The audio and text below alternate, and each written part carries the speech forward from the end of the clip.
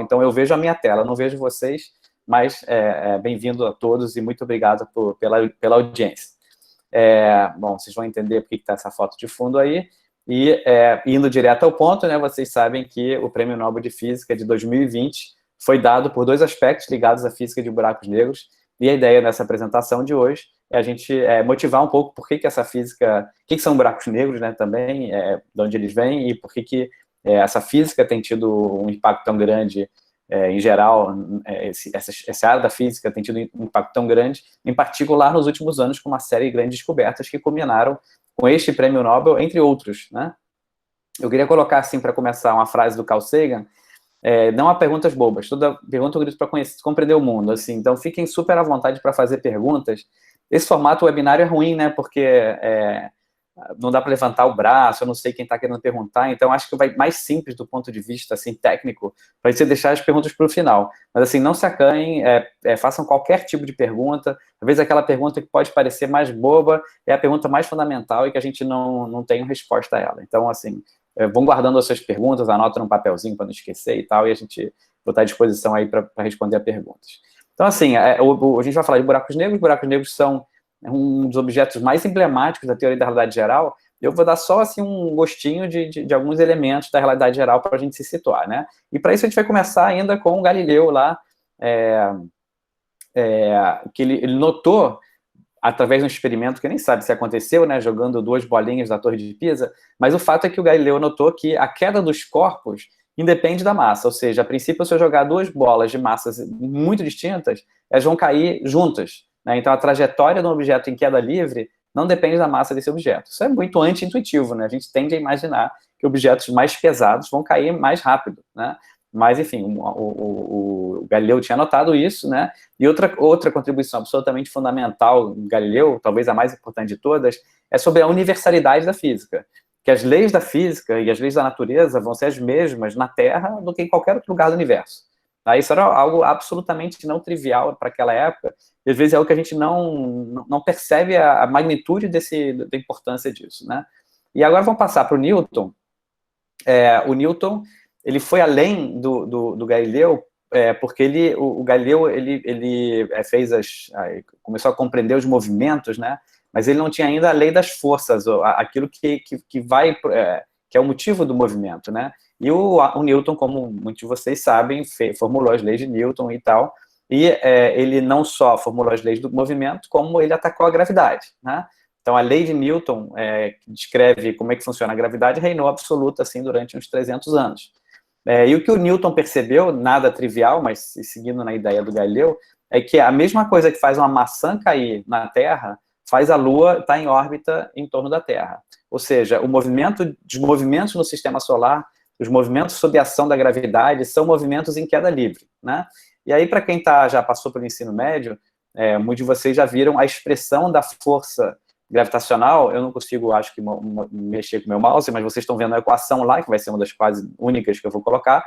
A força da gravidade é uma constante, que é esse Gzinho, vezes m, que seria a massa da maçã, vezes mzinho, vezes mzão, que é a massa da Terra, sobre r ao quadrado, que é a distância da maçã até o centro da Terra. Essa força gravitacional, essa é a lei de Newton da gravitação, ela é igual a massa vezes a aceleração, que é a lei de Newton do movimento, né? Então, vocês percebem que a massa, esse mzinho, a massa da maçã, né, aparece dos dois lados da equação. Então, a gente pode dividir essa equação por m. Divide o lado direito e o lado esquerdo por m. E o que a gente tem é que a aceleração da maçã, por exemplo, é a massa da Terra sobre o raio ao quadrado, que é a distância da maçã até o centro da Terra. Ou seja, a aceleração não depende da massa do objeto. E como o movimento todo vai sair da aceleração, isso está dizendo que o movimento em queda livre não depende da massa. Então, está aí em linguagem matemática precisa, detalhada, como é que é o movimento dos corpos sob a ação da gravidade. E, novamente, um movimento de um projétil que é arremessado na Terra e ele cai em queda livre, vai ser a mesma coisa que uma órbita, né? Então, ele unificou de forma, inclusive, numérica, quantitativa, fenômenos que acontecem na Terra com fenômenos que acontecem no universo. Como é que a gente entende uma órbita? A gente entende uma órbita como um movimento de queda livre, só que onde a velocidade tangencial, onde a velocidade do objeto, ela é tão grande que agora apareceu meu mouse. Vocês estão vendo meu mouse? Então, eu imagino um canhão que está jogando bolinhas, né? quanto mais veloz a bola, quanto mais força o canhão, mais ele demora a cair, né? Mas tem uma hora que ele vai ficar caindo, caindo, caindo, né? O que a gravidade faz é mover a direção do movimento, alterar a direção do movimento, né? Então a Lua está em queda livre, mas ela cai um pouco, mas anda um pouco, cai um pouco, mas anda um pouco, cai um pouco, e no final isso forma uma órbita, né? Então, uma órbita de um objeto é um movimento de queda livre. Essa aí foi a constatação do Newton, que, inclusive, pôde detalhar como é que é, quantitativamente, como é que é essa relação entre... eu posso descrever matematicamente como é que é essa trajetória todo o tempo. E mais uma coisinha, opa, que me escapou aqui, é que... opa... Aqui, né?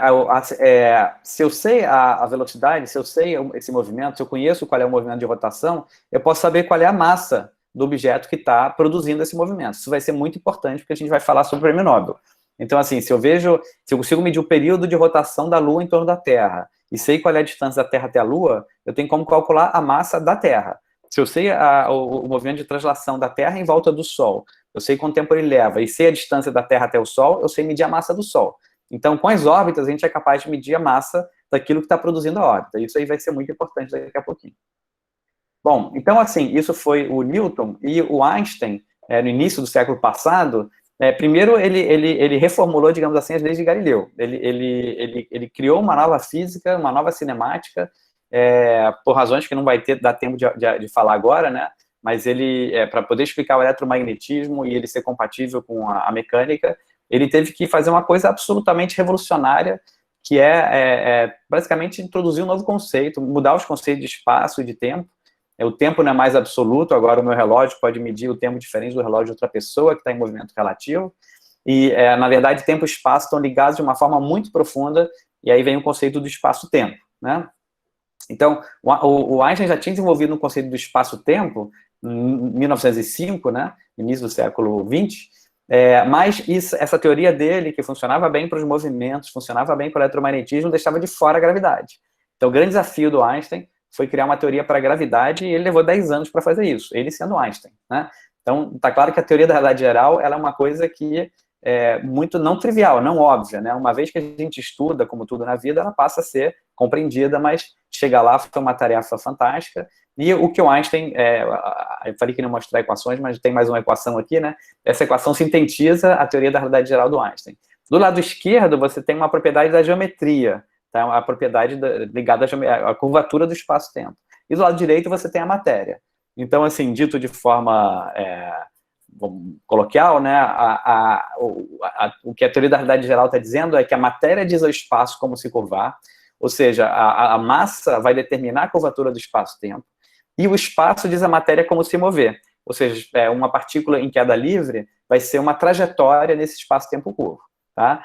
Então, como tem esse conceito de curvatura do espaço-tempo, o espaço-tempo ele passa a se comportar como uma espécie de tecido. Isso é uma analogia, claro, não é uma coisa exata, mas ajuda muito a gente a visualizar. Então, vocês veem essa figurinha aqui do lado direito, vocês têm esse quadriculado, né?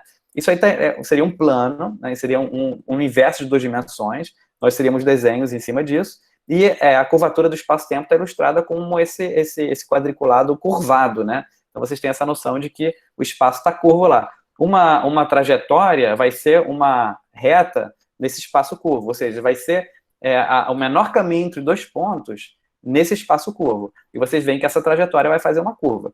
Então, se eu colocar um objeto massivo lá, como esse vermelho, ele vai curvar o espaço-tempo. Se eu jogar uma bolinha nesse espaço, em queda livre, ela vai fazer uma curva, e dependendo da velocidade com que eu jogo essa bolinha, ela vai poder fazer uma órbita. Então, como a gente entende as órbitas, como a gente entende a queda livre, igual na época do Newton, só que a diferença é que a gente, em vez de imaginar uma força agindo na bolinha, a gente está imaginando que a bolinha ela segue um caminho nesse espaço-tempo curvo. E aí a gente explica, então, as órbitas na teoria de Einstein. E outra coisa, não só bolinhas e corpos materiais vão ser desviados pela gravidade, vão poder entrar em órbita, como também a luz. Então, isso é uma grande novidade da teoria da relatividade, que é geral, né, que é a teoria de gravitação do Einstein, é a possibilidade de que a luz seja curvada, e ela vai ser curvada de uma forma muito peculiar, que a gente vai voltar a falar daqui a pouquinho. Bom, quais são as características dessa nova teoria da gravidade, que também é uma teoria dos movimentos? Que característica que ela tem que toda teoria nova deve ter? Primeiro que ela é compatível com a teoria que funcionava antes, em certo regime de validade. Então, a lei de Newton explicava um monte de fenômenos, e aqueles fenômenos que a lei de Newton explicava, a realidade geral também explica, né? Então, para situações mais cotidianas, de baixa velocidade e baixas massas, ela reproduz a lei de Newton, tá? Além disso, ela é compatível com outra teoria nova, que era uma teoria que hoje em dia ela é amplamente testada, que é a realidade restrita. Então, ela também é compatível com a realidade restrita, e ela explica um fenômeno novo, que a teoria de Newton não explicava, que é a precessão do periélio de Mercúrio. O Mercúrio tem uma órbita elíptica, só que em vez dessa elipse ficar parada, é como se o eixo dessa elipse estivesse rodando, né? Então, a realidade geral consegue explicar isso de uma forma que a teoria de Newton não explicava. E ela produz um monte de fenômenos novos, né? Entre esses fenômenos, a gente pode falar o desvio da luz, né, que foi comprovado aqui no Brasil, em Sobral, em 2019, também na Ilha de Príncipe, né? Se você fizer um jeitinho newtoniano de fazer a conta, você vai ter um fator 2 de diferença. Então, o que foi medido, né, na natureza é exatamente a previsão de Einstein, que ninguém tinha feito, tá? Esse efeito da deflexão da luz, ele produz lentes gravitacionais, que a gente vai falar um pouquinho sobre ela agora, um fenômeno novo para a época, e que hoje em dia é amplamente usado em cosmologia. O próprio nascimento da cosmologia, a possibilidade de fazer uma teoria que descreve, uma teoria física, né, que descreve como o universo muda ao longo do tempo. Isso é que é a cosmologia. E hoje a gente, inclusive, teve um prêmio Nobel para cosmologia no ano passado, né? Além de vários outros na história. A possibilidade de ter uma teoria física que descreve a totalidade do universo, ela vem com a teoria da realidade geral, e a gente usa ela amplamente nessa área de pesquisa. Outra grande novidade que não existia basicamente dessa forma, de nenhum jeito antes, são os buracos negros, né? As ondas gravitacionais, que a gente vai falar também rapidinho, isso é uma coisa bem peculiar da realidade geral, acho que jamais tinha sido pensado antes disso. E, enfim, tem uma série de outras coisas curiosas, por exemplo, referenciais acelerados, né? Muitos ouviram falar do paradoxo dos gêmeos, em que vocês têm o seu gêmeo vai num foguete quase à velocidade da luz, passa vários anos lá e depois volta quase à velocidade da luz, você envelheceu e o seu irmão gêmeo está super jovem. Bom, isso é explicado na realidade geral. E assim, num contexto mais mundano, hoje em dia todo mundo tem uma máquina de realidade geral no seu bolso. Quem que não usa um celular que tem GPS? O GPS, ele mede a sua localização, levando em conta a diferença de tempo do sinal entre um conjunto de satélites. Só que esses satélites estão em movimento e eles estão sob a ação da gravidade, né? O tempo no satélite passa diferente do tempo aqui na Terra, porque ele está mais alto, está num campo gravitacional mais baixo. O tempo do satélite passa diferente do tempo aqui na Terra, porque ele está em movimento relativo em relação a gente.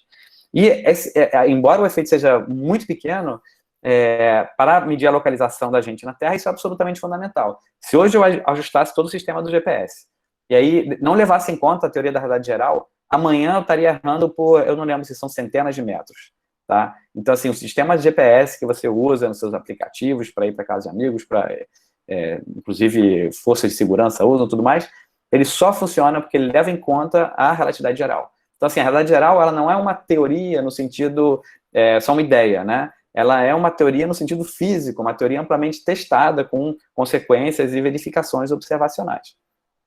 Tá? Bom, agora que a gente falou então um pouquinho da realidade geral, vamos voltar a um desses efeitos que vai ter a ver com o buraco negro também, que é o efeito de lente gravitacional. A gente já falou, olha, a luz ela é desviada pela gravidade. Então, se eu tenho um objeto muito massivo aqui, eu tenho algum objeto atrás, vocês vão ver o caminho desse objeto, ele vai fazer um caminho curvo, né? Para a luz chegar até a gente, e esse caminho curvo ele vai acabar distorcendo as imagens que estão atrás, né? Então, a gente tem aqui um raio de luz que é emitido aqui do lado esquerdo, ele passa perto de um objeto com uma massa grande, ele é defletido, tem esse ângulo de deflexão lá, que a gente chamou de alfa-chapéu, e aqui tem a expressão matemática desse alfa-chapéu, que é muito simples, e essa expressão ela é o dobro se você fizesse uma conta usando a lei de Newton, e essa expressão que foi testada aqui em Sobral. Ou seja, quantitativamente, a luz ela é desviada pela gravidade e de uma forma que a gente, como prevista na teoria de Einstein. O fato de que eu sigo uma trajetória curva vai fazer, se vocês olharem para a imagem da direita, esses pontinhos azuis, essas manchinhas azuis, são uma galáxia que está muito longe, muito distante, atrás desse conjunto de galáxias que são esses amarelinhos. Então, o conjunto de coisas amarelas são galáxias próximas, tá? Formam um aglomerado de galáxias. e bem distante, mais distante do que esse aglomerado de galáxias, tem uma galáxia azul. O que a efeito de lentes gravitacionais faz, por um lado, é distorcer a forma dessas galáxias, que elas ficam mais esticadinhas, e por outro lado, pode ter várias trajetórias da luz que saem dessa galáxia e chegam até a Terra. E elas vão chegar de direções diferentes. Então vão parecer imagens diferentes do mesmo objeto. São as imagens múltiplas.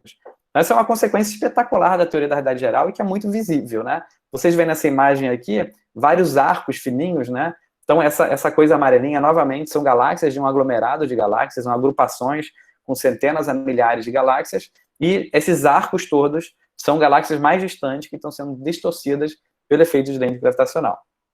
Aqui mais um exemplo desses arcos gravitacionais. E se a lente ela é mais ou menos esférica, e a lente, que seria uma galáxia, né, e a fonte de luz, que é uma outra galáxia mais distante, se eles estão mais ou menos alinhados, vai formar uma figura tipo um anel, como vocês conseguem ver aí. E esses anéis são chamados de anéis de Einstein, ou Schlosson-Einstein, que o Schlosson foi a primeira pessoa que publicou um artigo científico sobre o efeito de lente gravitacional.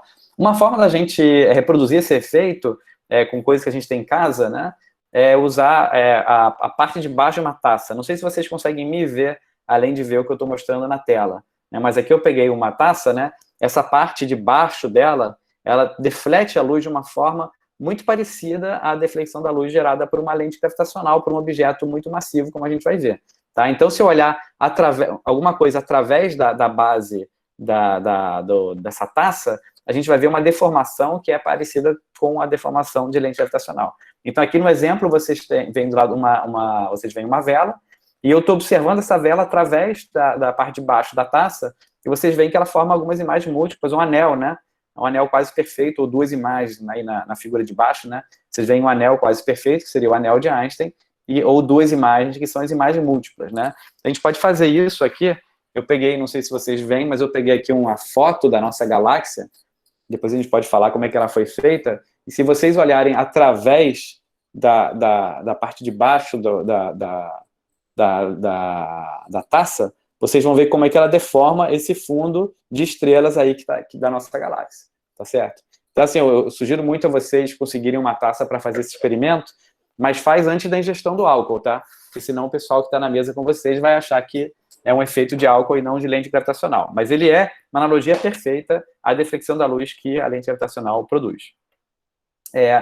Bom, vamos falar agora, então, um pouco sobre os buracos negros em particular e sobre esses últimos anos que foram fantásticos para os buracos negros. Na minha opinião, o prêmio Nobel foi dado esse ano a buracos negros, não só pelas descobertas, que são todas merecedoras do prêmio Nobel, que foram agraciadas, mas num contexto mais amplo, onde se mostrou que os buracos negros são objetos reais. Isso ficou muito forte nos últimos 5 anos.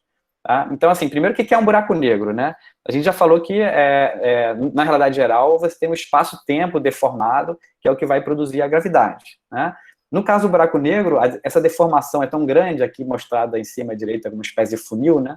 Essa deformação é tão grande que você tem a aparição de uma região chamada horizonte de eventos, do qual nada pode sair. Tá? Então, se eu tenho uma trajetória de luz ou de matéria que passa perto desse funil do buraco negro, ela vai ser defletida, vou poder ter órbitas e tudo mais. Mas tem uma certa distância ao centro, que se eu atravesso essa distância, se eu estou numa distância menor do que ela vai cair, a trajetória vai cair no buraco negro e nada vai poder escapar. Então, uma coisa muito característica do buraco negro é a existência de um horizonte, uma região a partir da qual tudo que entrou não pode sair, ou nada do que entrou pode sair, tá? Esse é o conceito de horizonte de eventos. De onde vem um buraco negro? Bom, a gente não sabe, assim, a formação de todos os buracos negros, mas, com certeza, alguns buracos negros são formados pela evolução de uma estrela. É um dos estados de morte de uma estrela. E aí a gente tem que agradecer já, vou falar de um dos prêmios Nobel, do Roger Penrose, e a gente vai dizer por quê, que ele foi uma das pessoas que contribuiu para essa compreensão, de que a gente pode formar buracos negros ao longo da vida das estrelas. Na verdade, mais do que isso, a gente vai formar buracos negros ao longo da vida das estrelas, tá? Muitas vezes o pessoal pensa que buracos negros são objetos supermassivos que devoram tudo ao seu redor, sei lá, se o Sol virasse um buraco negro, a Terra ia ser sugada, não sei o quê. Na verdade, não é bem assim. Quer dizer, um buraco negro, ele longe do buraco negro, tudo se comporta como um objeto normal, tá? Então, se o Sol virasse um buraco negro hoje, o que ia acontecer? Bom, ele não ia emitir mais luz, sem dúvida, a gente não ia ter mais o Sol. Mas do ponto de vista da gravidade, aqui na Terra não ia mudar absolutamente nada. A trajetória da Terra em volta do buraco negro-Sol, ela ia ser idêntica, porque o buraco negro-Sol teria a mesma massa do Sol, tá? E como a gente está longe do horizonte, a gravidade basicamente é igualzinha à gravidade gerada pelo Sol. Então, não necessariamente buracos negros, eles são um redemoinho que devora tudo. Primeiro que depende da massa, né? Se a massa não for enorme, ela não vai ter uma ação gravitacional surpreendente. Segundo, que depende se tem algo perto do buraco negro ou não. Por exemplo, se o Sol virasse um buraco negro hoje, e Mercúrio está bem longe do Sol, nada ia acontecer. Mas se o Sol virasse um buraco negro e tivesse muito gás lá perto do Sol, esse gás ia cair, espiralar bem rápido, ia emitir luz, onda de rádio, raio-x. Então, assim, depende um buraco negro para ele ser algo assim muito ativo, depende da massa do buraco negro e depende de e depende de como é que está em volta dele, tá? A coisa surpreendente do buraco negro é que os buracos negros podem ter, a princípio, qualquer massa. Por exemplo, estrelas não podem ter mais de 100 vezes a massa do Sol. A maior estrela que pode existir hoje é 100 vezes a massa do Sol. Não pode ser uma estrela com 1000 vezes a massa do Sol, né? E a gente também não vai ter uma estrela com 1/1000 da massa do Sol. Para virar estrela, você tem que ter pelo menos 60 vezes a massa de Júpiter. Então, você tem um intervalo de possíveis massas de uma estrela. Um buraco negro, em teoria, não tem um limite de massa. Você pode ter massas muito pequenas, tá? Só não pode ser pequena demais que ele vai evaporar por um fenômeno que a gente não vai falar hoje, que é a evaporação de Hawking. Mas, assim, se eu tiver um buraco negro da massa dessa caneta, poderia ter um buraco negro. Claro que o raio dele, do horizonte de evento, seria absolutamente ínfimo, né? Mas, a princípio, eu poderia ter um buraco negro com uma massa tão pequena quanto essa caneta. E eu posso ter buracos negros com a massa tão grande quanto bilhões de vezes a massa do Sol. E é isso que é uma coisa incrível. Não tem um limite superior para a massa de um buraco negro. Tá? E como a gente vai ver, assim, existem buracos negros que se originaram da evolução de uma estrela, tá? Existem buracos negros que têm massas comparáveis às massas do Sol, 5 vezes a massa do Sol, 30 vezes a massa do Sol, 50 vezes a massa do Sol, mas sempre assim, são massas comparáveis à massa da nossa estrela, mas você tem também a existência de buracos negros supermassivos, que são buracos negros que têm massa milhões ou bilhões de vezes maiores que a massa do Sol. Então, esses monstrengos, vamos chamar assim, claro que a gravidade perto deles é muitíssimo maior que a gravidade perto do Sol, mas porque eles podem acumular essa massa absolutamente incrível. E também pode ter buracos negros de massa pequena ou grande, que se originaram lá no início do universo, em algum momento muito primordial do universo, alguma época em que o universo era muito diferente do que ele é hoje em dia, e lá nessa época pode ter sido criado um monte de buracos negros com massas bem variadas, que seriam chamados buracos negros primordiais. E esses buracos negros, se eles existirem, eles poderiam explicar parte, ou talvez toda, a matéria escura do universo. Mas não vamos mais falar desses objetos, que até agora não foi detectado nenhum. Bom, como eu falava, para um buraco negro ser algo dramático, né, depende do que tem em volta dele e da massa dele. Como a gente vai ver, o buraco negro, embora é uma solução bem velha da teoria da realidade geral, foi na década de 60 que começou a se achar que ele podia explicar alguns fenômenos astronômicos, né? Então, assim, a realidade de um buraco negro como um objeto que existe na natureza começou a ficar um pouco mais concreta na década de 60, quando foram descobertos objetos chamados quasares, que são extremamente brilhantes, mas ficam a distâncias... Eles estão em galáxias, né? E ficam a distâncias enormes, né? Galáxias muito mais distantes de qualquer coisa dentro da nossa galáxia. Esses objetos, eles emitem uma quantidade enorme de luz num tamanho muito pequenininho. E ninguém conseguia explicar por quê, né? Uma explicação que surgiu imagina que eu tenho um buraco negro com uma massa enorme, supermassivo, milhões de vezes a massa do Sol. E em volta desse buraco negro supermassivo, eu tenho um gás que está espiralando, que está em órbita, um pouco desse gás vai caindo no buraco negro, e, de qualquer forma, esse gás gira muito rápido, ele é extremamente quente, e ele vai emitir luz. Então, um modelo para explicar esses objetos, que eram chamados quasares, que são núcleos ativos de galáxia, um pedacinho só da galáxia, só lá onde está o buraco negro, ele pode emitir tanta luz quanto a galáxia inteira, sendo que uma galáxia tem da ordem de 100 bilhões de estrelas. Então, é um monstro mesmo, né? Uma coisa só, emitindo tanta luz quanto 100 bilhões de estrelas. E a explicação desse objeto, então, era um buraco negro com um disco de acreção, tá? Esse disco vai emitir raio-x, e também pela aceleração das partículas vai emitir muito onda de rádio, tá? Então, esses objetos que são os quasares foram a primeira, talvez, grande evidência observacional da possível existência dos buracos negros. Agora, se não tem essa nuvem de gás em volta, o buraco negro é tranquilo, ele é quieto, não tem nada fenomenal acontecendo. E no centro, o que se começou a perceber é que no centro das galáxias, em geral, todas, parecia haver um buraco negro de massa muito grande. Né? E na nossa galáxia não é diferente. Só que não tem esse disco de acreção tão grande, fazendo esse fenômeno tão energético quanto os núcleos ativos de galáxias. Não tem um quasar no centro da galáxia. Mas tem emissão de raio, tem emissão de rádio, sim, e já se achava que lá no centro da galáxia deveria ter algum objeto que está emitindo essas ondas de rádio, e já se acreditava, então, que tinha um buraco negro supermassivo no centro da galáxia. Mas, como é que a gente vai ver esse buraco negro? Uma evidência mais direta. Uma forma é usar aquilo que vem de Newton, que a gente falou. Veja a trajetória a órbita de um objeto, você saberá a massa do que está lá dentro. Tá? Então, a gente já vai falar desse resultado que está totalmente ligado à metade do prêmio Nobel. Tá? Um outro efeito que o buraco negro tem, mesmo que ele seja quieto, mesmo que não tenha nuvem de gás em volta dele, é distorcer o que está atrás. Né? Então, muitas vezes a gente vê animações de buracos negros. Como é que você vai fazer com um buraco negro para mostrar uma animação se ele não deixa sair a luz, né? Bota ele na frente de um monte de estrelas, que aí as estrelas de fundo vão ser distorcidas. Então, vou mostrar de novo aqui o centro da galáxia.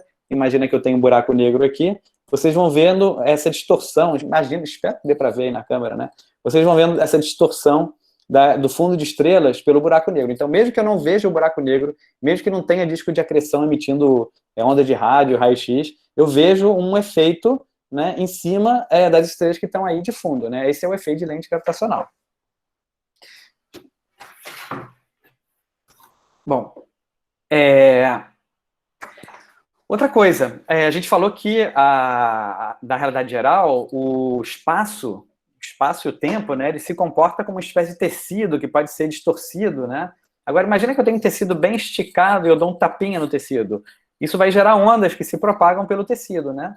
Então, seguindo essa analogia, eu poderia ter ondas do próprio espaço-tempo, tá? Essas ondas são chamadas ondas gravitacionais. Mas, Martim, o que está variando, assim? É o espaço-tempo. Tá, mas como é que eu meço isso? É o campo gravitacional que está variando. Então, é uma onda de gravidade. Tá? E essas ondas, a previsão teórica da realidade geral era que eles deveriam se propagar na velocidade da luz. Tá? Elas têm várias propriedades diferentes das ondas normais, assim, de matéria, ou as ondas eletromagnéticas, como a luz, mas a gente não vai ter muito tempo de falar sobre isso. Mas já logo depois da teoria da realidade geral, a teoria da realidade geral ela é de 1915, foi publicada em 1916, e já em 16 tinha essa ideia de que eu podia ter ondas gravitacionais se propagando. Mas o Einstein chegou a achar que elas não eram reais, era só um artefato matemático. A teoria da realidade geral ela tem certas complexidades matemáticas, então várias coisas que ela prevê se duvidou ao longo da história, né? Então as ondas gravitacionais foi um exemplo, que eu tinha previsão de ondas gravitacionais, mas o próprio Einstein chegou a duvidar da existência delas. Mas, de qualquer forma, se eu tenho, vamos supor que elas existam, né? Se eu tenho dois objetos orbitando um em volta do outro, tem que ser objetos muito massivos, tá? Muito compactos e muito próximos um do outro. Então, uma estrela de nêutrons é um ótimo candidato para fazer isso. Eu tenho duas estrelas de nêutrons girando, uma próxima da outra, isso vai gerar distorções no espaço-tempo que vão se propagar, e essas ondas gravitacionais vão carregar energia. Então, essa energia carregada pelas ondas gravitacionais vão fazer com que o sistema comece a perder energia e comece a se aproximar um sistema do outro, e ele vai girar cada vez mais rápido. Ele vai emitir energia e ele vai se afastar. Agora eu fiquei em dúvida, mas enfim, a gente consegue medir essa perda de energia do pulsar, tá? E a perda de energia do pulsar, que vai afetar o movimento, ela está totalmente de acordo com o que era previsto para a relatividade geral, tá? Então, o que a gente tem é que, sim, eles vão começar a rodar cada vez mais devagar, e isso aí, essa mudança de período, ela é medida. Essa medida dessa variação do período do buraco negro, das estrelas de nêutrons emitindo, supostamente, ondas gravitacionais, ela foi tão forte que ela levou o Prêmio Nobel de 1993. Repara, em 1970, começou a se medir que esses objetos eles estavam perdendo energia. Aí o pessoal falou, bom, se estão perdendo energia, vai ser como? Vai ser sob a forma de ondas gravitacionais. Então tá, então temos expressão matemática para isso. essa curvinha que vocês veem decrescendo lá, tá? Então, essa aqui é a variação do período, como o período vai diminuindo.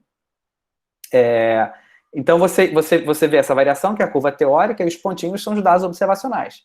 O pessoal falou, caramba, esse sistema está perdendo energia exatamente como a realidade geral previu, né?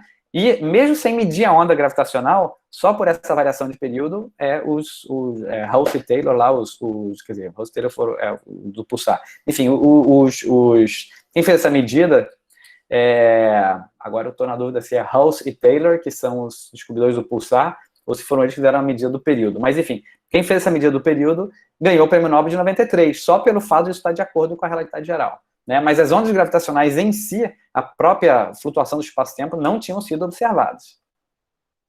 Muito mais recentemente, o LIGO, que é o Laser Interferometer Gravitational Wave Observatory, o LIGO, ele detectou pela primeira vez, de fato, medida direta das ondas gravitacionais. Esse detetor, assim, merece uma palestra só sobre ele, porque é uma coisa absolutamente incrível. A história dele, né, que levou 30 anos para ser construído até chegar na capacidade de poder medir as ondas gravitacionais, e todos os desafios tecnológicos que estão ligados a isso, mereceriam uma palestra só, mas obviamente não vai dar. Mas só para vocês terem uma ideia da magnitude, o negócio custou $1 bilhão, né, e tem 1.000 pessoas que trabalham em cima desse equipamento, vamos chamar assim, né. Então, ele é a coroação de teoria, de experimento, de análise de dados, de simulações computacionais, que permitiram ter um instrumento capaz de detectar as ondas gravitacionais. Essas ondas são flutuações ínfimas do espaço-tempo. Aqui, para entender, antes de eu explicar o que é essa animação que vocês estão vendo, espero que vocês estejam vendo a animação, a gente vai mostrar aqui a fusão de dois buracos negros, tá? Os dois buracos negros próximos, eles vão chegar tão próximos que eles vão coalescer e formar um buraco negro novo.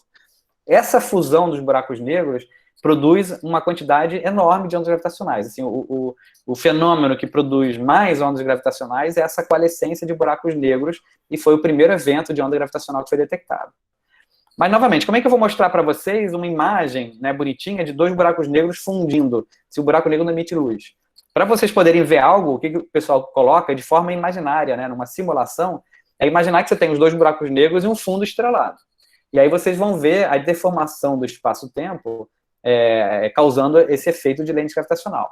Então, assim, vocês vão ver uma simulação em que tem dois buracos negros chegando próximo até se fundir, e eles vão se fundir e gerar um buraco negro novo, maior, de massa maior, né, que é ligado a essa fusão dos dois buracos negros. O que vocês vão ver na animação não é o buraco, né? Vocês vão ver a ausência de luz saindo do buraco negro, e vocês vão ver a distorção que eles produzem nesse fundo estrelado aí da simulação, tá? Então, vamos fazer a simulação.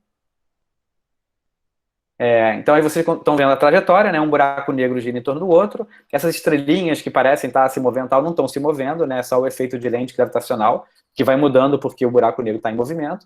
Vocês podem fazer isso novamente com uma foto, como eu fiz, e lá o fundo de uma taça, né?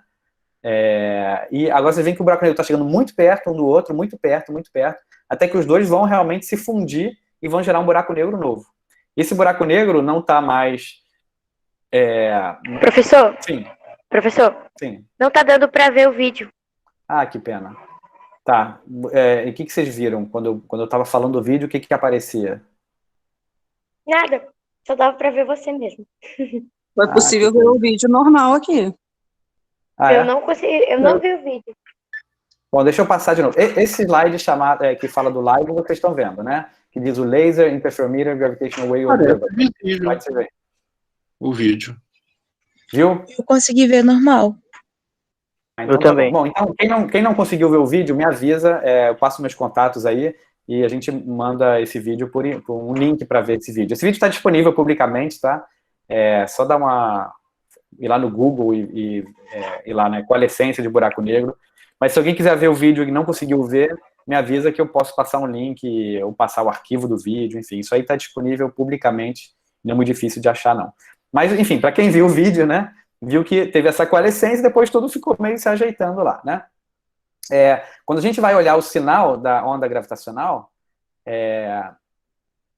meu computador está um pouquinho lento, mas daqui a pouco vai aparecer o próximo slide, que ele vai mostrar uns gráficos, né, e o que esse gráfico vai mostrar é a amplitude dessa oscilação, tá. Essa oscilação, ela é infinitamente pequena, ela é uma parte em 10 elevado a 21, tá? Então, assim, não sei nem que fração que chama isso, mas para um detetor de onda gravitacional que tem quilômetros de comprimento, esse braço de quilômetros, ele vai sofrer uma oscilaçãozinha que é menor que o núcleo do átomo. Tá? Então, é uma coisa absolutamente ínfima, esse efeito da onda gravitacional, mas você tem um detetor tão possante quanto o LIGO, que foi capaz de medir essas variações absolutamente ínfimas. E o que você vê nesse gráfico é a variação, né, do braço desse detetor, né, que está ligado à intensidade da onda gravitacional, né, em função do tempo. Então, enquanto o buraco negro está espiralando, você vê uma ondinha, parece um senozinho, né, uma ondinha regular. Quando ele vai chegando muito próximo, o buraco negro do outro, a amplitude dessa onda aumenta e a frequência, aumentando, ou seja, o período vai diminuindo, tá? Então, você vai tendo esse separação menor entre as cristas e as ondas, até que ele funde e forma um buraco negro, e aí, quando ele está redondinho, ele para de emitir ondas gravitacionais. Então, isso aí é uma assinatura muito típica, muito característica da fusão de dois objetos formando um buraco negro, tá? E essa curva que vocês veem aí, matemática, né, ela era uma curva teórica obtida através de simulações computacionais, que é muito complicado fazer essas contas, tá? Mas, enfim, hoje em dia, com a alta tecnologia de processamento, você consegue fazer simulações computacionais da realidade geral e você tinha essa curva teórica. O que o pessoal observou, tá, em 14 de setembro de 2015, e essa é uma data que vai ficar marcada na história da humanidade, não tenho a menor sombra de dúvida, o que foi observado foi essas curvas que estão em cima, tá? A curva em azul e a curva em vermelho. Você vê que olhando já, você vê que ela é muito parecida com a curva teórica. É claro que tem esses negocinhos mais assim, que é ruído da medida, uma coisa normal, esperada, mas essa característica lá, essa curva, ela é muito, muito característica de coalescência de buracos negros. É uma curva, então, que já existia teórica, você vê essa curva e fala, caramba, dois buracos negros se fundiram. Tá? Não tem erro. Além disso, como o observatório tinha em 2 lugares nos Estados Unidos, separados de, sei lá, se eram 5.000 quilômetros, você viu exatamente o mesmo sinal nos 2 detetores e com um tempo do sinal entre um e o outro que é compatível com a velocidade ser a velocidade da luz. Então, você tem uma onda se propagando, passou por um detetor, passou pelo outro detetor, tá? E o tempo entre os dois, que acho que foi 10 milissegundos, é compatível com uma onda que está passando a velocidade da luz. Então, foi uma coisa absolutamente fantástica, muito contundente, porque o mesmo sinal em 2 detetores, uma onda que se para a velocidade da luz, exatamente com a mesma forma que deveria ser esperada pela colisão de buracos negros, né? Então, isso aí teve um impacto absolutamente impressionante. Eu conto para vocês que eu chorei literalmente de emoção quando isso foi apresentado. Bom, então, é isso que eu falei, né? E esses objetos são compatíveis com a massa de um buraco negro ter 36 vezes a massa do Sol e o outro buraco negro ter 29 vezes a massa do Sol. Então, são buracos negros com uma massa relativamente grande, mas não são supermassivos. São massas comparáveis com massa de estrelas, né? Então, de lá para cá, teve um monte de eventos, né? O LIGO passou por várias etapas, a gente acabou a 3ª etapa do LIGO, tá? Então, a gente podia falar de 2015 até 2020, a gente teve um monte de ondas gravitacionais sendo detectadas, né?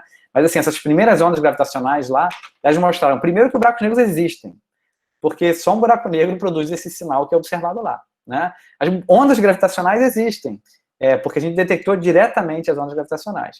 E também um teste da teoria da realidade geral, porque tem várias outras teorias da gravidade que também podem produzir buracos negros, que podem produzir ondas gravitacionais, mas medir quantitativamente o que foi observado permitiu testar várias outras teorias alternativas à realidade geral, tá?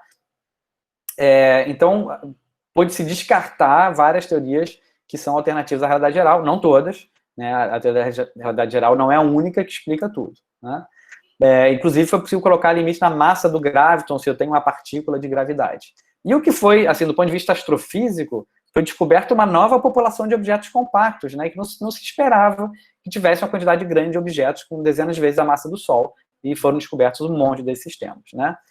E uma coisa, assim, muito interessante é que é a primeira vez que a gente tem uma informação do universo que ela não é trazida por partículas, né? Ela é trazida por não é a luz que está vindo para a gente, não é raio cósmico, é a própria gravidade que está carregando informação para a gente, né? Bom, e realmente é uma nova janela para a gente ter acesso ao universo, uma nova forma de a gente ver o universo que não é através de telescópios, né? Bom, isso levou o Prêmio Nobel de 2017, né? Por a detecção das ondas gravitacionais levaram ao Prêmio Nobel de 2017. Eu estou tentando fazer uma coisa aqui, mas não estou conseguindo. Bom, então, então já, assim, 3 anos atrás, a gente teve um Prêmio Nobel pela descoberta de ondas gravitacionais que foram produzidas pela fusão de buracos negros. Ainda ligada à detecção de ondas gravitacionais, já em 2017, em agosto de 2017, foi visto pela primeira vez uma contrapartida ótica de uma onda gravitacional. Ou seja, aconteceu a onda gravitacional, veio até a gente, o conjunto de telescópios, de detetores de ondas gravitacionais, que são LIGO e o Virgo, disseram, olha, aconteceu por lá, alguma coisa que produziu onda gravitacional. O pessoal apontou telescópios e viu o objeto que emitiu a onda gravitacional. Ah, Martim, mas buraco negro não emite luz, como é que você viu o objeto? Não eram buracos negros. Era a coalescência de 2 estrelas de nêutrons. Tá? Então, 2 estrelas de nêutrons que estavam em rotação também, emitindo onda gravitacional. Na hora que elas coalescem, que elas colidem, elas fazem um evento altamente energético que emite um monte de luz em todos os comprimentos de onda, desde rádio até raio-x, tá? E esse evento é tão energético que ele produz um monte de elementos químicos novos. Tá? Então, assim, você teve pela primeira vez a observação da fusão de 2 estrelas de nêutrons, e o resultado dessa fusão é um buraco negro. Então, assim, pela primeira vez a gente viu a formação de um buraco negro a partir de coisas que não são buracos negros, né? É um objeto de massa relativamente pequena, um objeto de massa comparável ao Sol, né? E nesse processo, como eu falei, são criados um monte de elementos novos. Eu só vou pedir para vocês, vou tentar paralisar aqui um pouquinho. E vocês podem aproveitar para formular perguntas aqui. Deixa eu ver se eu consigo... só um segundo.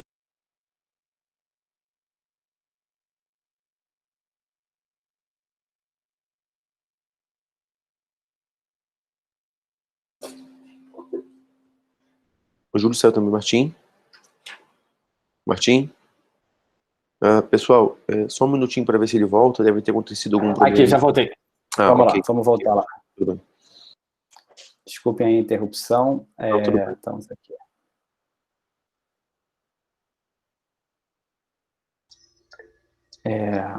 Eu botei para compartilhar a tela. Vocês podem aproveitar para formular perguntas. Martim, temos algumas perguntas aqui, já, inclusive. A Amanda está anotando aqui as perguntas, tá? Ao final a gente vai fazer as perguntas, tá bom? Mas depois a gente abre também para quem quiser fazer alguma. Tá, eu estou só procurando agora a minha janelinha para compartilhar aqui de novo.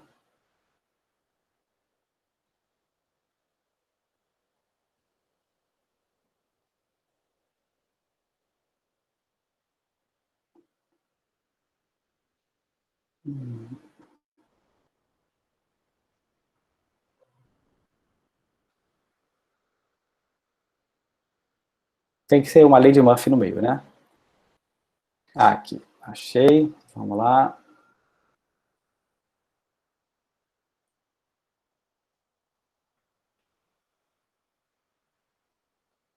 Ok. Não, mas aqui é um PDF. Bom, tudo bem, vamos lá. Vamos ter um PDF, senão a gente vai acabar perdendo mais tempo. É a mesma palestra, só que lá, de qualquer forma, eu já não vou ter mais animações. Então, vamos aqui no PDF. A gente estava falando aqui do evento. Vamos lá. Vamos ver se vocês vão ver minha tela cheia.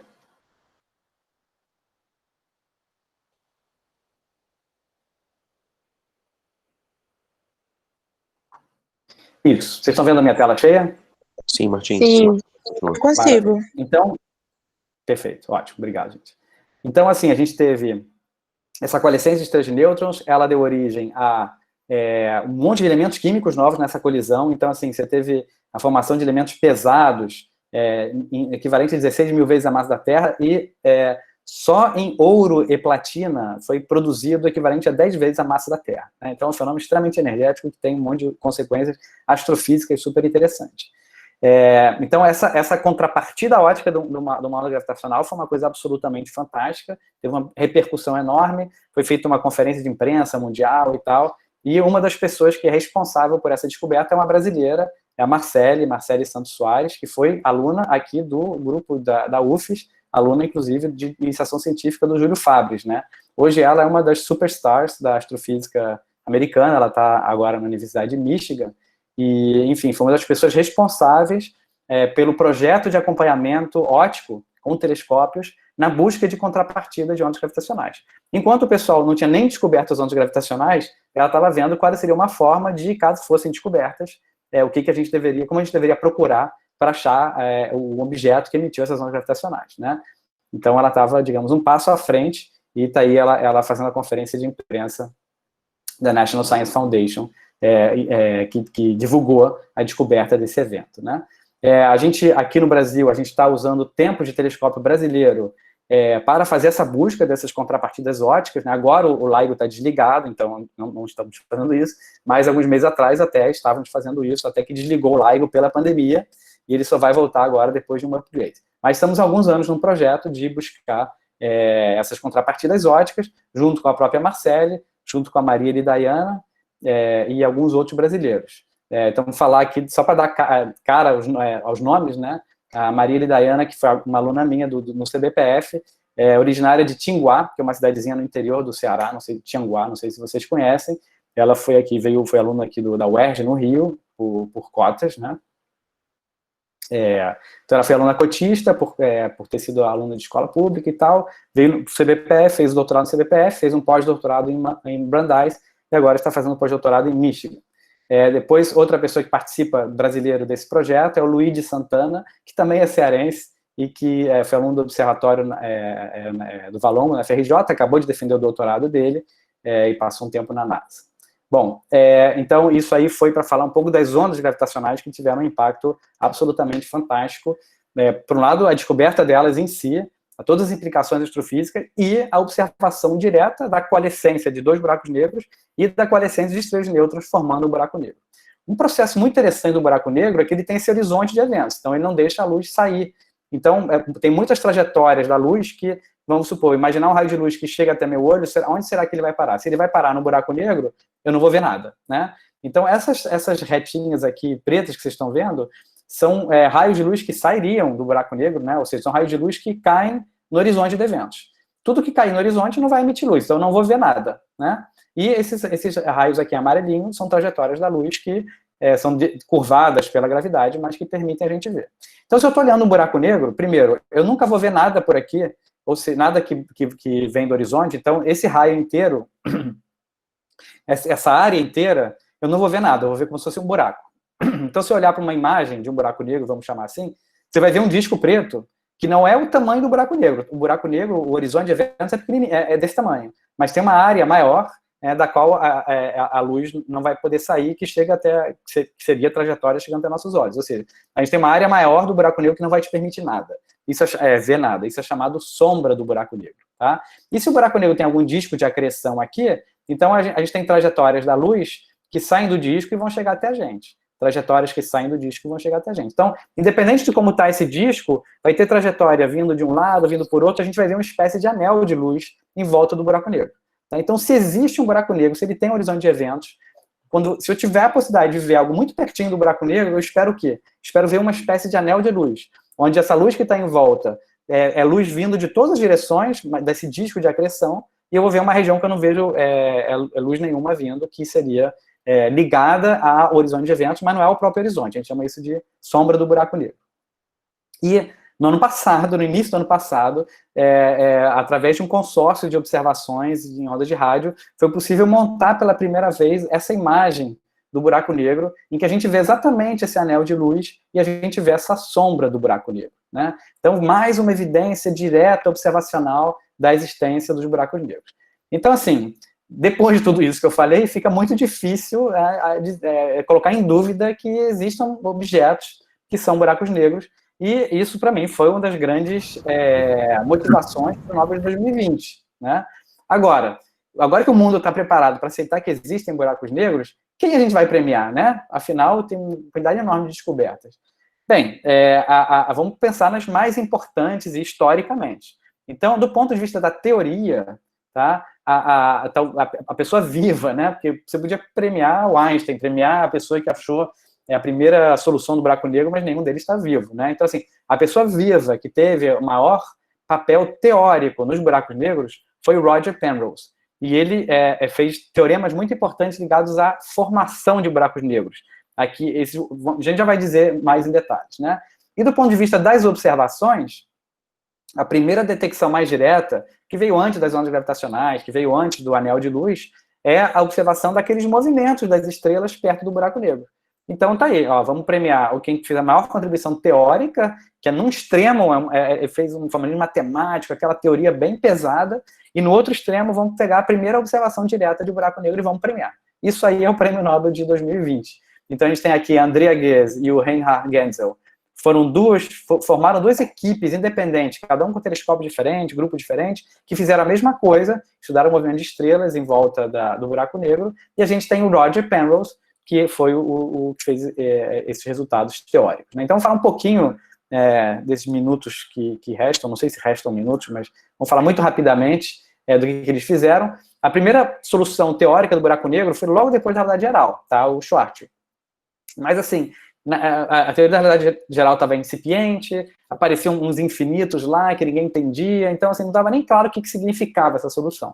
Várias décadas depois, aí começou a se entender que tinha um horizonte, né, que você podia atravessar esse horizonte, uma partícula podia entrar nesse horizonte, que só no centro é que tinha uma coisa infinita, e aí começou a ficar mais claro as propriedades desse objeto, mas assim, era um objeto muito matemático, o pessoal achou que era talvez só uma solução curiosa. Aí em 1939, estudou-se o colapso de uma estrela esférica que dava origem a um buraco negro. Poxa, então será que a gente pode formar um buraco negro? Mas ainda assim era uma situação muito simétrica. Será que uma pequena estrela que não é perfeitamente esférica vai formar um buraco negro, né? E aí entra o Roger Penrose, que ele introduziu vários formalismos matemáticos sofisticados, inovadores, elegantes, e em 1965 ele provou o teorema de singularidade, que ele diz basicamente de forma geral que em certas situações a formação de uma singularidade é inevitável. Singularidade é esse carocinho do buraco negro onde a densidade fica infinita. Né? Então, assim, formar alguma coisa que vai colapsar o tempo inteiro indefinidamente era uma coisa inevitável sob certas condições que a gente pode falar um pouco depois. Isso é o Penrose, e junto com o Hawking eles fizeram também esses resultados, inclusive ligado ao universo. Em 69, o Penrose colocou uma hipótese de que essas singularidades, ou seja, essas regiões que têm uma densidade infinita, sempre deveriam ter um horizonte de eventos. Aí isso configura um buraco negro. Então, primeiro, ele fez uma prova matemática de que regiões iriam colapsar infinitamente para gerar um infinitozinho, vamos dizer assim. E depois ele fez uma hipótese, né, ainda não provada, de que qualquer coisa infinita teria que ter um horizonte, né, e aí é um buraco negro.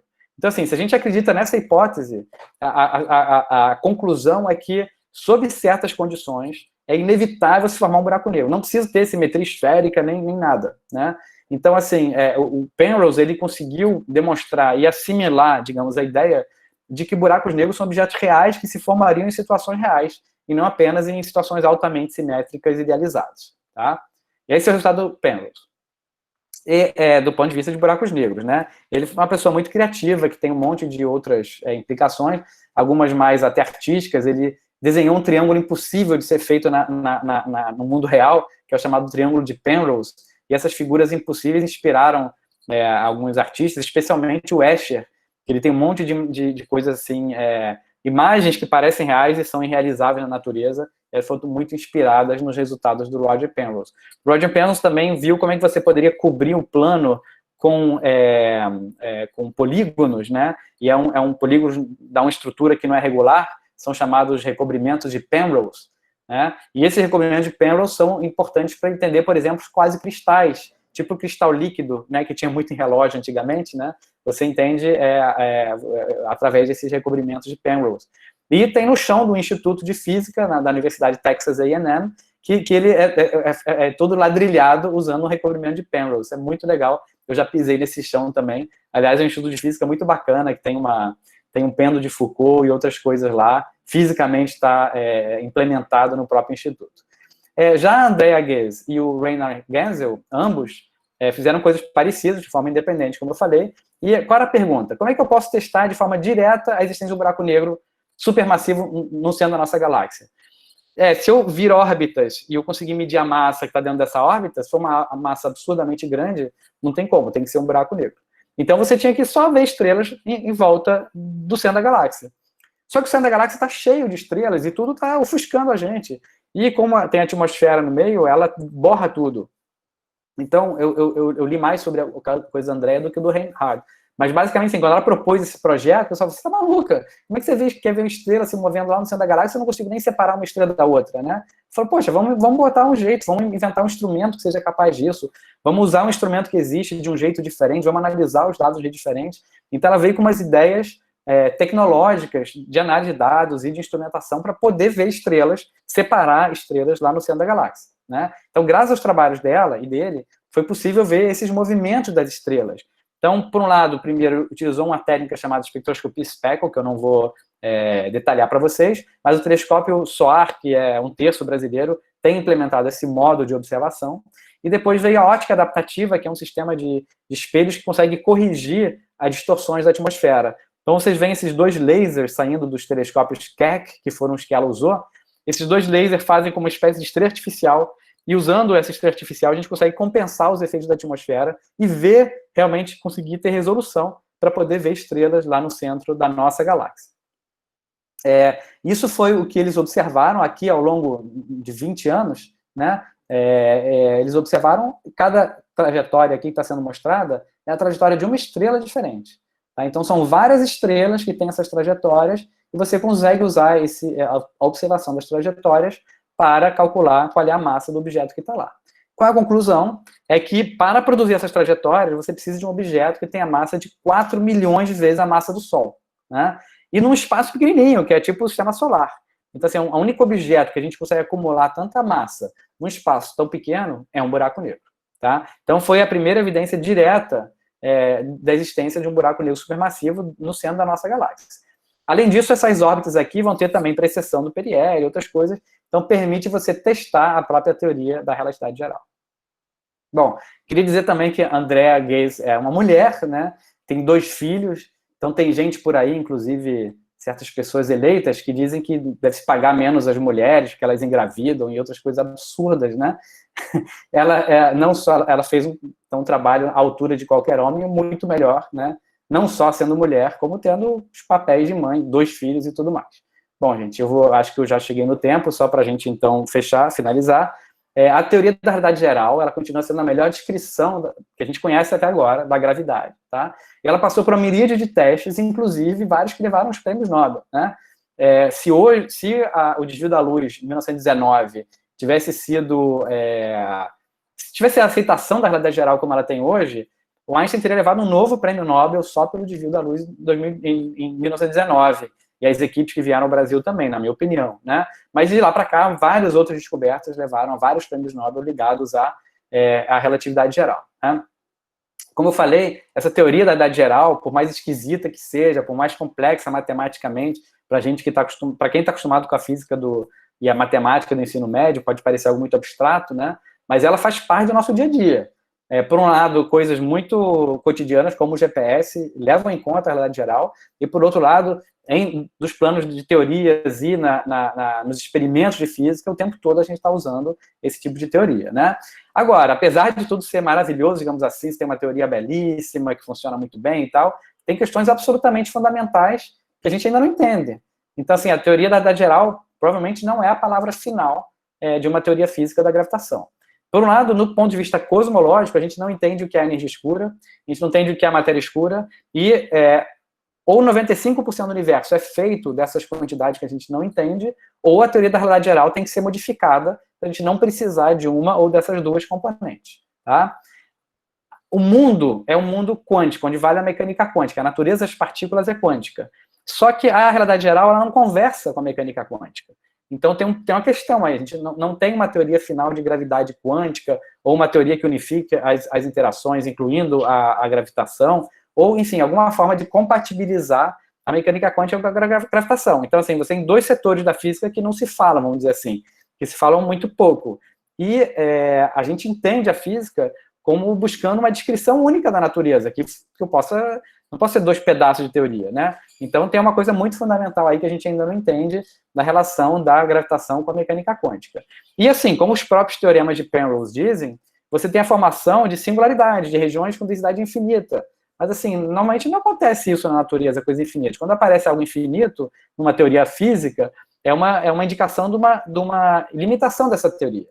Então, se bem o horizonte de eventos, que é aquilo que caracteriza o buraco negro, ele não tem infinitos, ele é real, e enfim, é o que a gente observa, lá no meio tem uma coisa infinita, com densidade infinita, é muito esquisito. Provavelmente tem que ser alguma outra teoria da gravidade para explicar o que está acontecendo lá no interior de um buraco negro. E para finalizar, assim, o Brasil participa ativamente da pesquisa, várias áreas teóricas e observacionais ligadas à realidade geral, né? E assim, espero que vocês se interessem, alguns de vocês podem vir a trabalhar nessas áreas, e quem não vier a trabalhar, que continue acompanhando, assim, com entusiasmo, a pesquisa que se faz. Então, seja bem-vindo a participar desse fantástico mundo de aprendizado. Obrigado, gente, pela atenção. Bom, obrigado, Martim. Eu não sei como fazer um aplauso virtual, mas... Obrigado, eu me sinto aplaudido. Tá certo, mas fica aplaudido. Aliás, acho que quase 90 pessoas seguiram a palestra, eu acho que Legal. foi excepcional. Então, mas pergunta... Desculpem se eu passei um pouquinho do tempo. Não, foi ótimo, a gente... Ô, Júlio, a gente separou aqui algumas perguntas que vieram no chat. Talvez o Adriano possa ler as perguntas. Isso, eu vou pedir para a Amanda conduzir aqui as perguntas, tudo bem? Quanto tempo, mais ou menos? 15 minutos para responder tudo, Júlio? E aí a gente para e depois responde as outras? Quer fazer como isso? Sim, 15, 20 minutos, quanto for... Não podemos avançar muito, porque depois nós temos a apresentação dos trabalhos, né? Mas vamos lá. Tá bom, 15 minutos então. Então, Amanda, por favor, a primeira pergunta, você consegue ler para mim? Bom dia, parabéns, Martim, pelo excelente seminário. A primeira pergunta do Francisco Elias Gomes é: que informações as ondas gravitacionais podem nos trazer sobre o início do universo? Tá, obrigado. É uma ótima pergunta. Nessa época primordial do universo, em que ele era extremamente denso, diferente, em expansão muito rápida, são geradas ondas gravitacionais. Essas são chamadas as ondas gravitacionais primordiais. Elas conseguem trazer informação sobre algo que aconteceu na história do universo muito mais remoto do que a própria luz consegue transmitir para a gente. Então, tinha uma época em que o universo, a luz não se propagava no universo. Então, não tem como hoje eu receber luz de algo que aconteceu numa época muito primordial. Mas as ondas gravitacionais, sim. Então, as ondas gravitacionais podem nos trazer informações cruciais sobre o que aconteceu nessa etapa primordial do universo, se teve uma inflação, que tipo de inflação ela era. Então, assim, é algo muito chave para estudar a história do universo. Só que essas ondas gravitacionais, que são chamadas primordiais, elas têm um período muito diferente daquelas que a gente consegue medir com o detetor LIGO. Então, os detetores aqui na Terra, eles não são capazes de detectar essas ondas gravitacionais primordiais. Agora, estão sendo desenhados já há muito tempo e agora planejados a construção de detetores de onda gravitacional para serem sensíveis a essas ondas gravitacionais primordiais. É algo que a gente não tem acesso agora, mas, assim, um pouquinho de paciência, algumas décadas, a gente vai ser capaz de estudar essas ondas gravitacionais e elas são cruciais. Muito obrigada, Martim. A próxima pergunta, também do Francisco Elias Gomes, seria: professor Martim, você acredita que o universo observável é um sistema isolado? Por quê? Não, eu não tenho nenhuma opinião formada. Pelo que a gente sabe hoje dos modelos de universo, o universo é ilimitado, né? Então ele seria a totalidade, não tem nada além do universo. Então, não teria nem assim, a gente não poderia nem se questionar se ele é fechado ou aberto, porque fechado seria se eu tivesse um sistema que tivesse alguma coisa fora e ele está fechado, né? Então, assim, a princípio o universo é ilimitado, infinito. Mas isso já vai muito além do que é possível a gente observar diretamente, e tem modelos em que isso não acontece, em que você tem mais dimensões, mais de um universo. Eu não tenho uma opinião formada sobre essas possibilidades, não. O Vander Gomes Ney perguntou: o referencial de onde se adota o sistema de coordenadas da geometria deve estar sempre em queda livre? Não, não precisa, não precisa. Se ele está em queda livre, é uma descrição que a gente usa, a gente pode basicamente, localmente, anular a gravidade, né? Se o referencial está em queda livre, tudo vai se comportar como se eu tivesse sem campo gravitacional. Mas a gente pode tratar a física em sistemas acelerados, que não estão em queda livre, não tem problema. O Francisco Elias Gomes também perguntou: qual o papel do Robert Oppenheimer no desenvolvimento da teoria dos buracos negros? Então, o Oppenheimer foi aquele que fez esse modelo do colapso esférico que eu tinha comentado, que ele produz um buraco negro. Então, eles fizeram a primeira solução dinâmica, né, em movimento, em que eu tenho um objeto esférico, esse objeto vai colapsar, e aí fica claro que, inevitavelmente, ele vai acabar chegando numa singularidade, num infinito. O que muita gente achou é que, como era uma situação muito simétrica, aquilo lá não era realista, que uma situação mais realista ia acabar evitando esse infinito. Mas aí entra o Roger Penrose, que mostrou que mesmo com as situações não tão simétricas, você ainda vai produzir uma singularidade, um infinito. Mas o Oppenheimer, junto com o Snyder, tiveram essa primeira solução da formação do buraco negro. O Josivan Silva perguntou: o que acontece se eu entrar no buraco negro? Então, depende muito do buraco negro, tá? Na verdade, uma coisa que é esquisita, mas quanto maior o buraco negro, menor são as forças de maré que vão esticar você. Quer dizer, normalmente quando você atravessa o horizonte de eventos, você vai ter forças da gravidade que vão te esticar, vão fazer você ficar igual um espaguete, né? Então, se eu cair no buraco negro da massa da Terra, por exemplo, quando você está dentro do buraco negro, primeiro ele te estica todo, então acho que você vai morrer. E depois você cai no buraco negro e, a princípio, você cai indefinidamente até uma densidade infinita, você é amassado, destruído e tudo mais. Mas para um buraco negro supermassivo, como esse que tem no centro da galáxia, a força de maré não é tão grande. Então, a princípio, quando você está caindo no buraco negro, você pode sobreviver a essa travessia do horizonte de eventos, né? Então, você vai atravessar o horizonte de eventos e vai cair. Só que o problema é que quando você perceber que você está no buraco negro, já é tarde demais. Nada vai sair desse buraco negro, né? Em algum momento, você vai chegar lá e vai ser destroçado perto do buraco negro. Mas essa passagem pelo horizonte de eventos pode ser uma passagem tranquila. Bom, Martim, obrigado aí pelo seminário, obrigado pelas respostas aí às perguntas, tá? Fico no aguardo aqui da visita sua em breve. Tadeu, muito obrigado a vocês pelo convite, a todos vocês pela presença e pelas perguntas que foram ótimas. Tá bom. Muito obrigado, gente. Valeu. Obrigadíssimo, Martim. Pessoal, a gente vai ter então um reajuste aí provavelmente no cronograma, tá, de 15 minutos por conta do seminário, tá bom? Então, por favor, os professores aí avisem seus alunos, e alunos que estão presentes, por favor, prestem atenção, tentem entrar na sala primeiro no horário normal, tá, e fiquem tentando, porque eu só vou aceitar entrar na sala os alunos que estiverem marcados para aquele horário, tá bom? Para discussão com os professores, tá? Mas os outros podem assistir, né? O problema, Júlia, é que eu não consigo mutar individualmente cada um aqui. Eu acho que a gente podia fazer o seguinte: olha, os seminários estão expostos, todos eles, os pôsteres e os links para os vídeos, lá na página da apresentação, tá? Deixa eu compartilhar aqui a tela aqui que eu mostro para vocês. Um minutinho só, pessoal.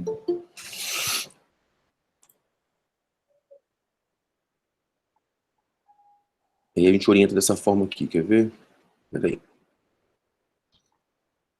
Estão vendo minha tela? Tá, beleza. Então, aqui no link da Mais, né? Deixa eu botar aqui. Como é que com as moves, né?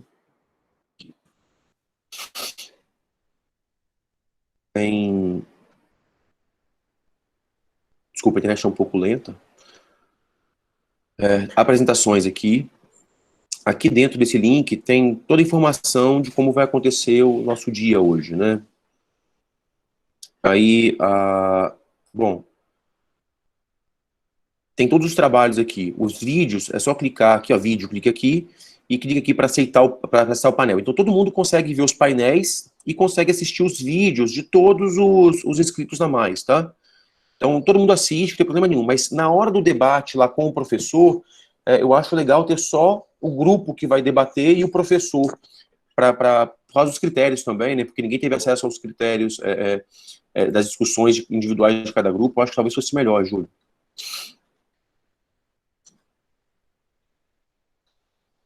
Pode ser assim? Júlio? Sim, sim. Não, estava desligado. Pode, claro, claro. Tudo bem. Então, vamos conduzir dessa forma, então. Então, agora, dentro do cronograma aí, o primeiro grupo a ser avaliado, qual que é? Rapidinho, vou passar aqui. Vou ver aqui o cronograma, rapidinho. Como identificar exoplaneta? É o primeiro grupo que eu vou aceitar aqui na sala. Então, eu vou pedir para todo mundo se retirar agora da sala. Ficar só os avaliadores desse grupo, tá? E aí a gente Com licença, como eu tenho acesso à programação? Qual vai ser o horário do meu grupo?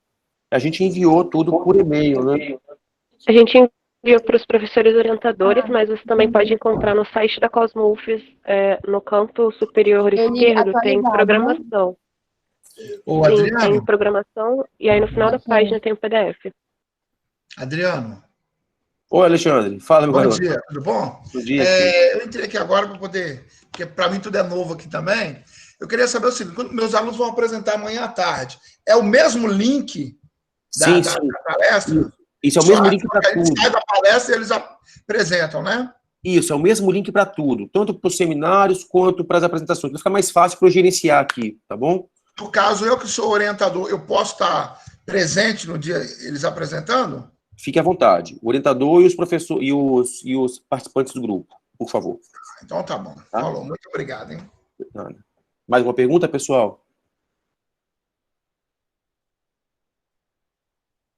Bom, então vamos proceder dessa forma, então. Vamos para o primeiro grupo aí, que é a detecção de exoplanetas, tá bom? E aí eu vou pedir para todo mundo sair da reunião. Eu vou, inclusive, encerrar a reunião aqui e abrir de novo a reunião, tá bom? Um abraço, bom dia a todos, tá? Bom dia. Bom dia. Deixa eu interromper a gravação aqui.